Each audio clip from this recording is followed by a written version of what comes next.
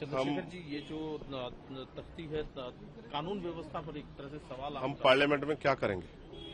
मैं अभी पार्लियामेंट से बाहर आया हूं। मैंने सभापति जी से कई बार कहा कि मैं अपनी बात रखना चाहता हूं। जिन लोगों ने हमें यहाँ चुन के भेजा है, सरकारी पॉलिसी का फायदा तो उनको तभी मिलेगा जब जिंदा रहेंगे, लेकिन जिंदा ही नहीं रहेंगे तो फायदा कैसे मिलेगा? उत्तर प्रदेश में गाजियाबाद में राजकुमार जाटव जी की और उनके बेटे पे सरेआम गोलियां चली, सर को गोली चीर के निकल गई, मौके पे मौत हो गई। पुलिस एफआईआर लिखने की बजाय समझौते का दबाव बना रही है। रात बड़ी मुश्किल, पूरी रात धरना देके हमारे लोगों ने एफआईआर किया, अभी तक कोई गिरफ्तारी नहीं हुई।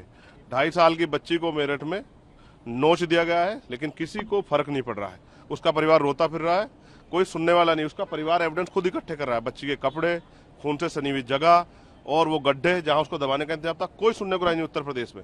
साथ साथ राजस्थान में कल जो हुआ है वो डरावना है।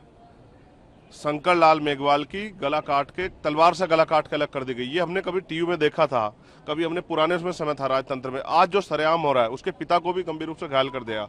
वो आरएमएल में किस तरह से जो है, एक आरएमएल में यहाँ है और एक दूसरे वहीं राजस्थान में अपना इलाज करा रही है। ये जो दुर्दशा हो रही है, हम क्या करेंगे पार्लियामेंट में अगर अपने लोगों की आवाज नहीं उठा सकते हैं? अगर पार्लियामेंट हमें बोलने का मौका नहीं देंगी तो हम सड़कों बोलेंगे। लेकिन सच ये है कि उत्तर प्रदेश राजस्थान में कानून व्यवस्था ध्वस्त हो चुकी है और वहां बैठे मुख्यमंत्री तानाशाही में इतने खोए हुए हैं कि उनको जनता का दुख दर्द नहीं दिख रहा है। क्या कहें, किससे कहें? कोई सुनने वाला नहीं है पार्लियामेंट में, कोई सुनने को राजी नहीं। क्या करेंगे पार्लियामेंट में? क्या फायदा हमारा पार्लियामेंट में अगर हम दलितों के दमन पे आवाज नहीं उठा सकते? ये गुंडागर्दी की सरकार, इसी का सबक 2019 में 2024 में उत्तर प्रदेश की जनता ने भारतीय जनता पार्टी को सिखाया और आने वाले कल में और सबक सिखाया जाएगा। अगर कानून व्यवस्था अच्छी नहीं होगी, बहन बेटियों की रक्षा नहीं होगी और दलितों पे जो जुल्म हो रहा है वो बंद नहीं होगा, तो इससे बुरे परिणाम होंगे। ये बात मेरी आप याद रखना। और अंदर बैठे जो लोग हैं वो ये ना समझे कि हमारी संख्या नहीं बढ़ेगी।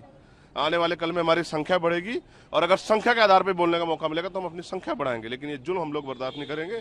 मेरे सीने में आग लगी है क्योंकि मेरे लोगों को मारा जा रहा है। मैं क्या करूं? यहाँ कोई सुनने वाला नहीं, ना यहाँ कोई सुनने वाला, ना बाहर कोई सुनने वाला। और इस गुंडागर्दी की सरकार का अंत निश्चित है। ये बात उत्तर प्रदेश के मुख्यमंत्री जान ले। आप जो कर रहे हैं, चाहे नौजवानों के पेपर लीक हो, चाहे बहन बेटियों का अपमान हो, चाहे आपकी गुंडागर्दी, तानाशाही, घोटाले 69 शिक्षक भर्ती में, इसका खामियाजा जो है भारतीय जनता पार्टी को और आपको दोनों को भुगतना पड़ेगा।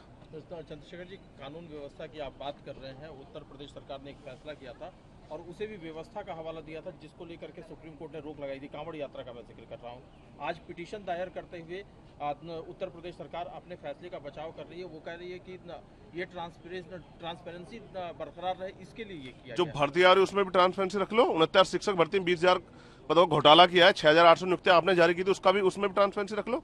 कहाँ का ट्रांसपेरेंसी रखोगे? ट्रांसपेरेंसी सिर्फ जो है दलितों, पिछड़ों, मुसलमानों बांटने में नजर आती है, उसके अलावा नजर आती है। मैं फिर आपसे कह रहा हूं, अगर सुप्रीम कोर्ट नहीं होता तो शायद उत्तर प्रदेश सरकार कभी ये मान पाती कि उन्होंने जो फैसला किया था, उन्होंने जो ऑर्डर पास किया था वो गलत था। ये मैं कह रहा हूं, इसको ये निहायत सड़े हुए गुंडई के फैसले, इनका जो है इंतजाम उत्तर प्रदेश की जनता करने जा रही है और आप देखना उपचुनाव में भी सूर समेत सबक जो है भारतीय जनता पार्टी को जनता सिखाएगी।